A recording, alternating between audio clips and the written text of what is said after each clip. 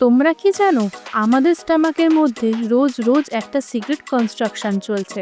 আসলে আমাদের স্টমাকে খাবার ডাইজেস্ট করার অ্যাসিড এত স্ট্রং যে এটা চাইলে স্টমাককেও ডাইজেস্ট করে দিতে পারতো। কিন্তু বডি তো স্মার্ট, তাই প্রত্যেক ৩-৪ দিন পর একটা নতুন স্টমাক লাইনিং বানিয়ে নেয়। জাস্ট ইমাজিন আমাদের পেট নিজের প্রোটেকশন ওয়াল রিবিল্ড করছে, লাইক একটা অটো রিনিউ সিস্টেম।